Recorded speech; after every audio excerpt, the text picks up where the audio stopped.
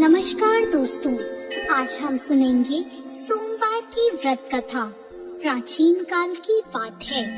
एक गांव में एक साहूकार रहता था।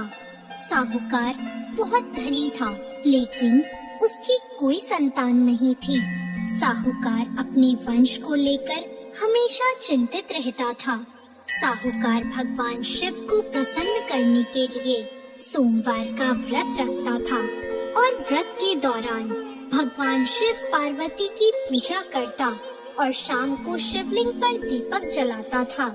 साहूकार की पूजा अर्चना को देखकर एक दिन माता पार्वती ने भगवान शिव से कहा, हे प्रभु, ये साहूकार आपका परम भक्त है।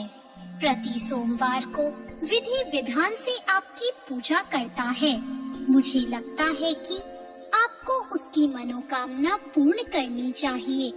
शिवजी ने पार्वती जी की बात को सुनकर कहा, हे गौरी, ये संसार एक कर्म क्षेत्र है। जैसे एक किसान अपने खेत में बीज बोता है तो कुछ वक्त बाद उसे पेड़ मिलता है, उसी तरह इस संसार में आदमी जैसा कर्म करता है उसे उसका वैसा ही फल मिलता है।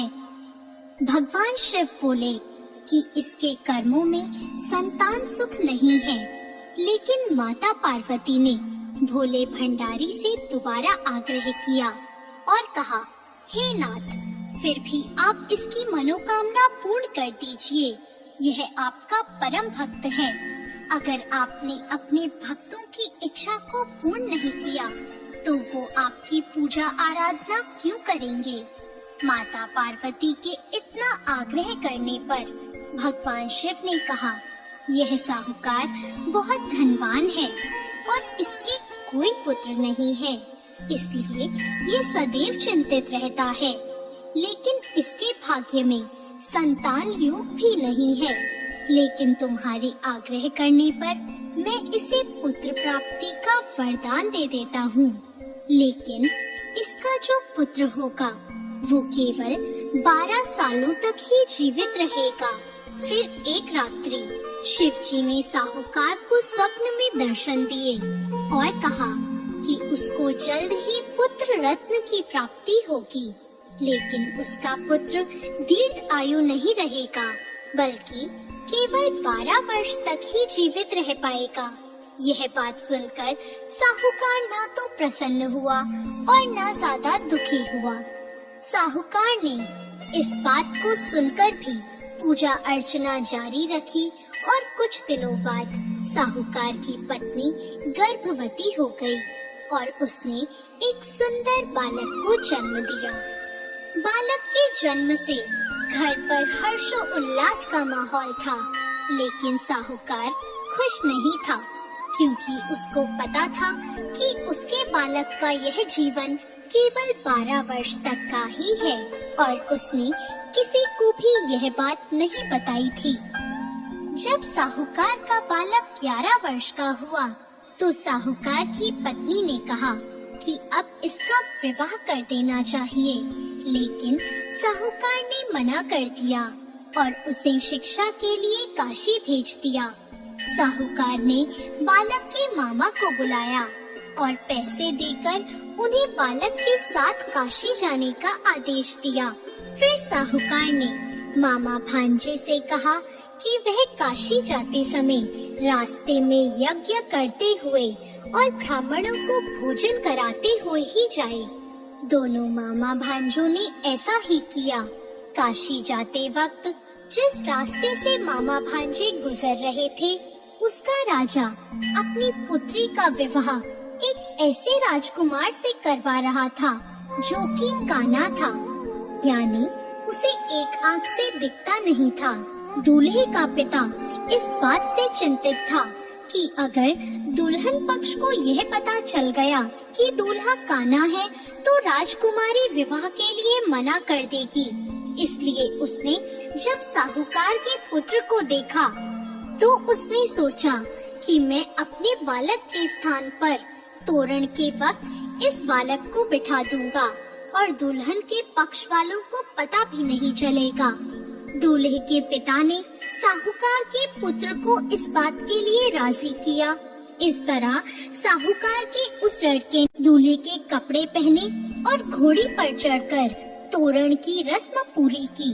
तोरण के बाद फेरों की जब बारी आई तो दूल्हे के पिता ने साहूकार के पुत्र से अनुरोध किया कि वह दुल्हन के साथ फेरे ले और जब विवाह संपन्न हो जाए तो यह बात किसी को न बताए। मामा भी राजी हो गया और विवाह समारोह भी निपट गया और शादी संपन्न होने के बाद मामा भांजा काशी के लिए प्रस्थान कर गए।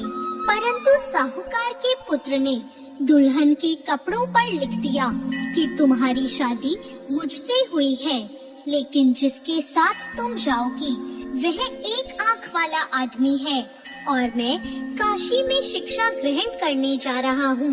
जब राजकुमारी ने यह बात पढ़ी तो उसने राजकुमार के साथ जाने से इनकार कर दिया और अपने पिता से कहा, यह मेरा पति नहीं है, मेरा पति शिक्षा ग्रहण करने काशी गया है।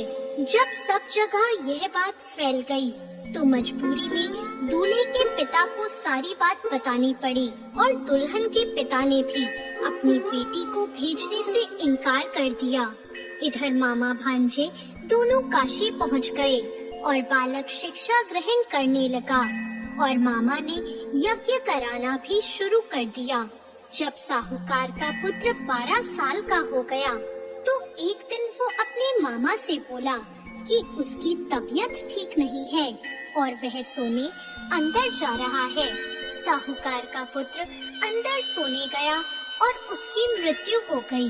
कुछ देर बाद जब मामा अंदर पहुँचे, उन्होंने जब अपने भांजे को मरे हुए देखा तो वो बहुत दुखी हुए, परंतु वह रो नहीं सकते थे वरना उनका यज्ञ अधूरा रह जाता।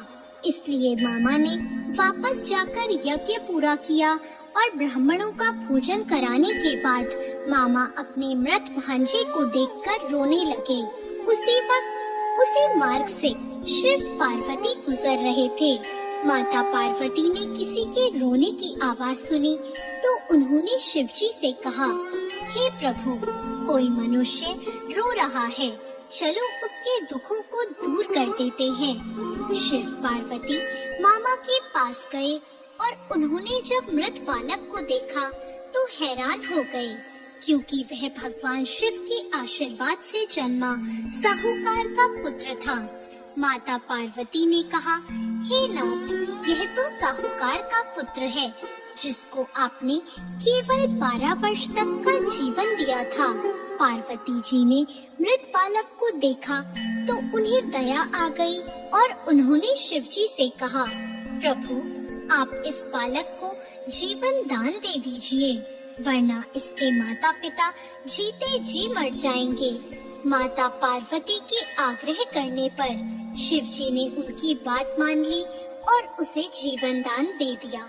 साहूकार का पुत्र जीवित हो गया और मामा भांजे अपने घर की ओर प्रस्थान के लिए चल दिए। रास्ते में साहूकार का पुत्र उसी शहर से गुजरा जहां उसका विवाह हुआ था। दुल्हन के पिता ने बालक को पहचान लिया और मामा भांजों को लेकर अपने महल आ गए। दुल्हन के पिता ने एक समारोह किया और अपनी पुत्री को साहूकार के साथ भेज दिया। जब साहूकार का बालक अपने घर पहुंचा, तो उसके माता पिता छत पर बैठे थे और सोच रहे थे कि अगर उनका पुत्र सही सलामत वापस नहीं लौटा, तो वे दोनों भी इसी छत से कूदकर अपनी जान दे देंगे। पर उसी समय उसके मामा वहां आ गए और उन्होंने बताया कि उनका पुत्र जीवित है और विवाह करके वापस लौटा है। साहूकार ने अपने बालक को जीवित देखा तो खुशी से उसका स्वागत किया और साहूकार का पूरा परिवार खुशी खुशी अपना जीवन बिताने लगा।